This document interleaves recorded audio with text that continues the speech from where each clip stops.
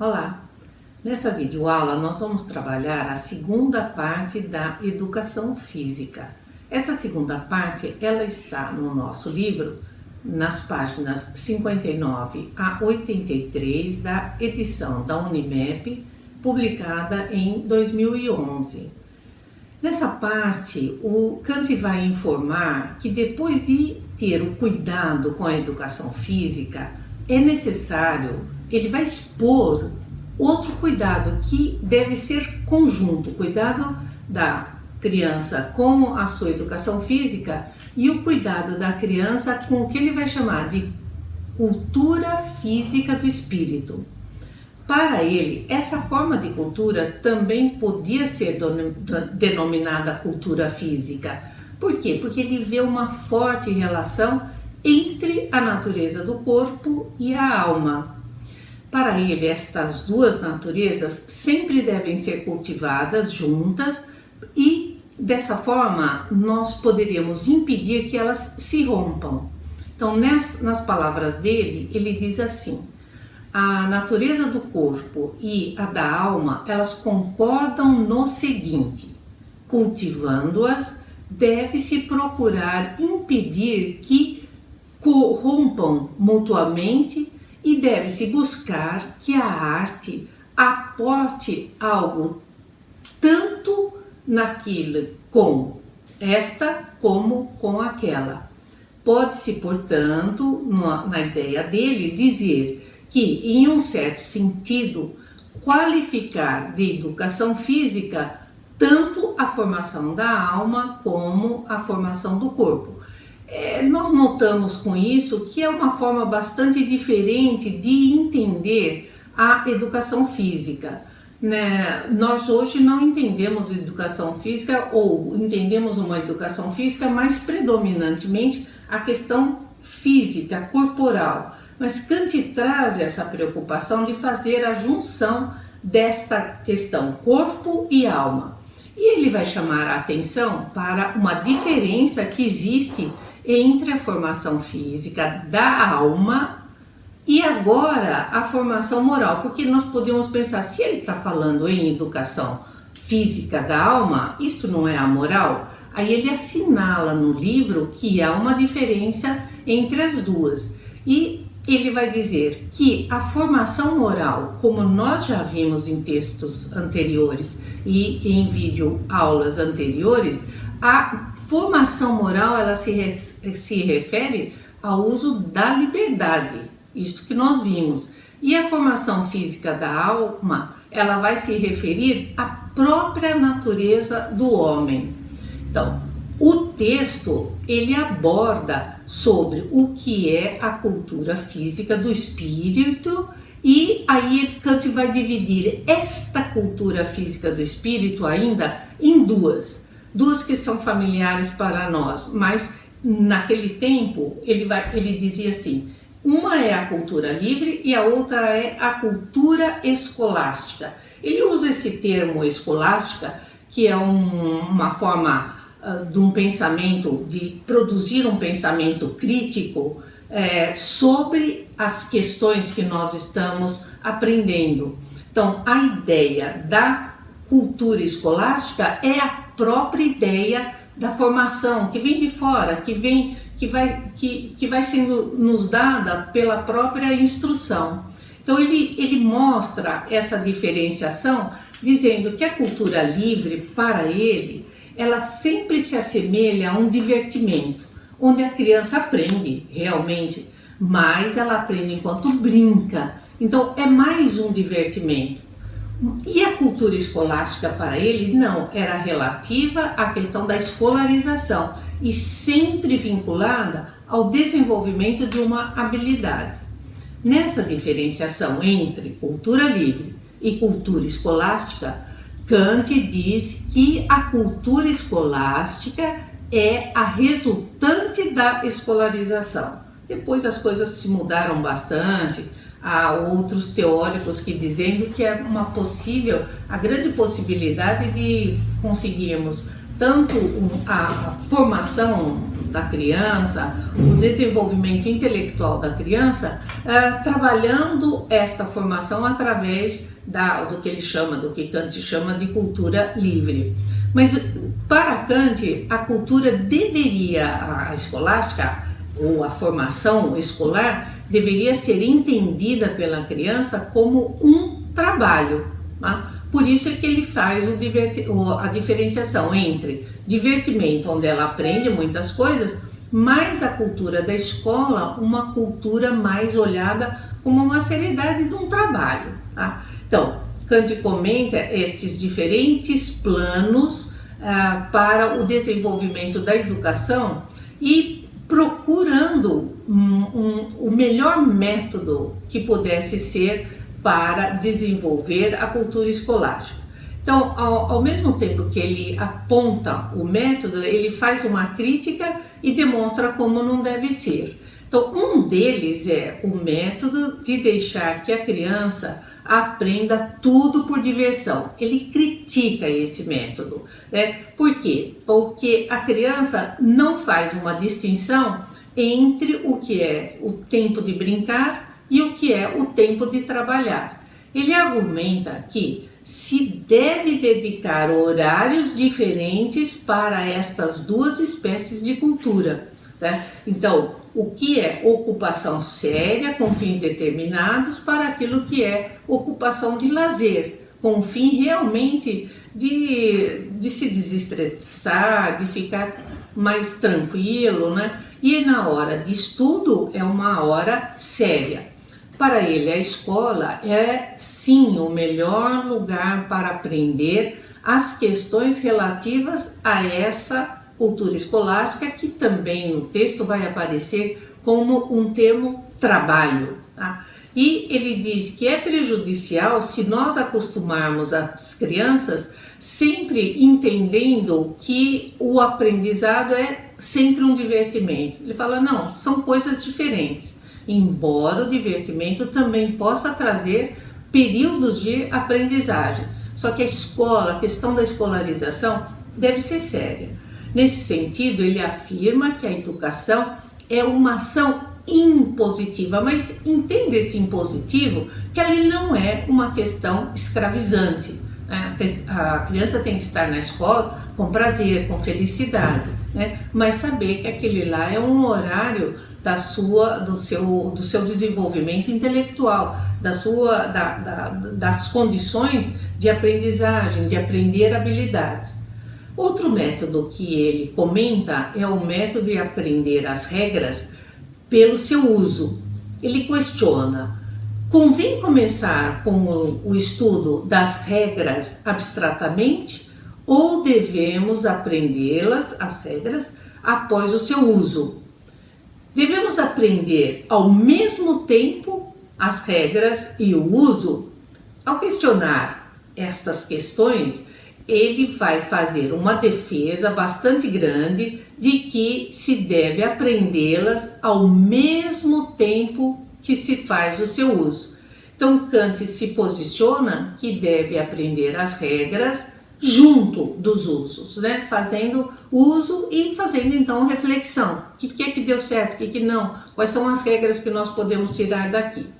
E ainda um último, ele vai dizer o método de ordenar as regras por classes e verificar a ordenação entre elas, entre essas classes.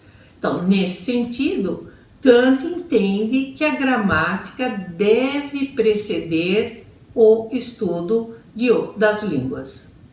Voltando à cultura livre, aquela do divertimento, Kant assinala que ela progride continuamente e é voltada às potencialidades superiores e que, na educação, todas as potencialidades, tanto as inferiores como as superiores, devem ser desenvolvidas de forma relacionadas. Isto é, não se deve desenvolver uma potência por si mesma, mas sempre cada uma em relação às outras. Como exemplo, Kant indica que se deve desenvolver a espirituosidade tendo em vista o entendimento. Fica claro, segundo Kant, que que a espirituosidade é uma potencialidade do ser humano, mas relativamente inferior ao entendimento.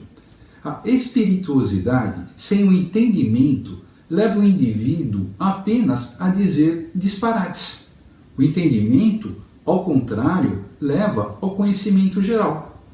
Outro exemplo é o desenvolvimento da imaginação a serviço da inteligência.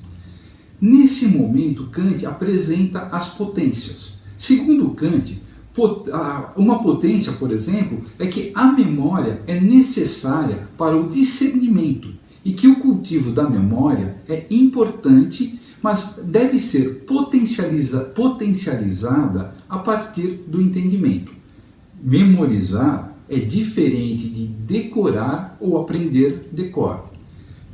Kant exemplifica com o caso da aprendizagem de línguas e da geografia.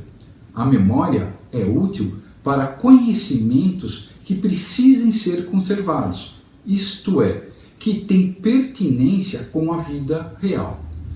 Outra atenção é com a instrução pela qual se deve unir o saber e a capacidade. Vê a matemática como a principal ciência para essa finalidade, para essa união entre o saber e a capacidade. Diz ser necessário aprender a distinguir a ciência enquanto um conhecimento formal e sistemático da simples opinião ou da crença, que são conhecimentos assistemáticos, isto é, não sistematizado como o conhecimento formal, como a ciência, que é extremamente mais elaborada e não simplesmente assistemático. O entendimento é alcançado por meio de regras das fórmulas, não mecanicamente. O resultado do entendimento que é transmitido à memória. Entre as potências do entendimento estão a razão e a capacidade de julgar. A capacidade de julgar é necessária para formar um entendimento próprio e não para repetir ideias sem que se tenha realmente compreendido. Já a razão leva ao conhecimento dos princípios. Segundo Kant, leva à reflexão a respeito do que acontece segundo suas causas e seus efeitos. Trata-se de uma razão prática. Kant coloca grande valor no poder da educação para a formação moral do homem e para o bem-estar da sociedade. É principalmente na obra sobre a pedagogia que Kant toma a educação como uma das mais importantes ferramentas para formar moral e eticamente o ser humano, digno de viver em sociedade, respeitando os seus direitos e os direitos dos outros.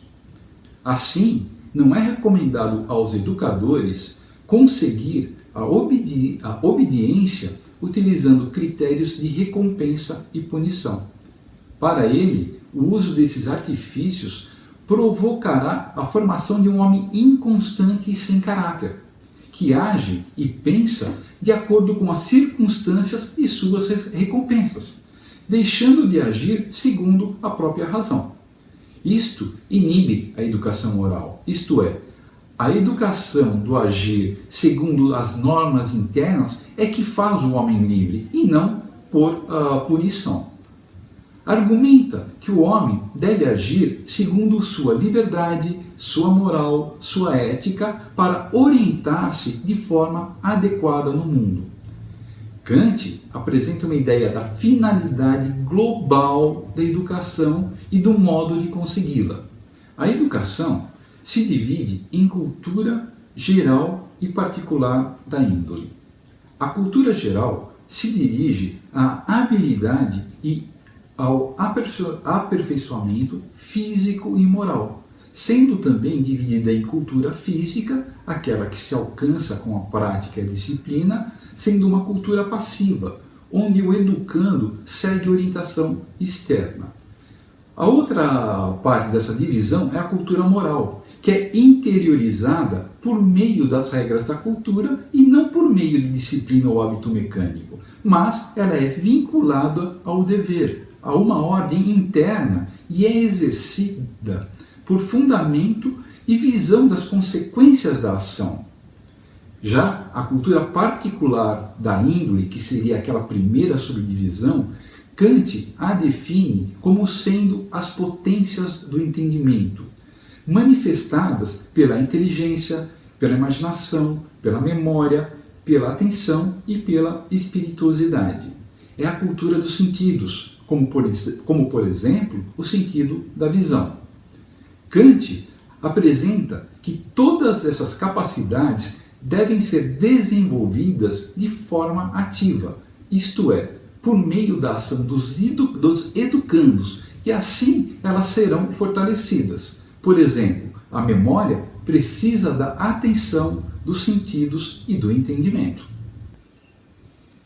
De acordo com Kant, uma das atitudes fundamentais na educação das crianças, tanto para os pais como para os professores, é a de não as tornar tímidas, o que acontece quando, por exemplo, lhes são dirigidas palavras ofensivas ou quando são envergonhadas frequentemente. Kant argumenta que não se deve envergonhar as crianças, fazendo-as se sentir inferiores aos adultos ou aos mais velhos, mas que a educação acontece quando as crianças conseguem entender a razão pelas quais os adultos tomam determinadas atitudes, sendo eles os pais ou os professores. Assim, todo o conteúdo da obra sobre a pedagogia procura mostrar a essência da educação, que é a formação do homem moral. Kant considera, portanto, fundamental a cultura moral.